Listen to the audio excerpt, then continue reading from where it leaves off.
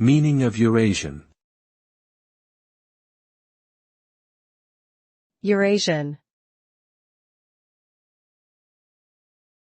Eurasian.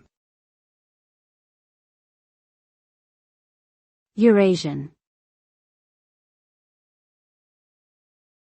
Eurasian. Eurasian refers to something or someone that is related to or originates from both Europe and Asia. The term is commonly used in reference to the geographical, cultural, and historical connections between these two continents.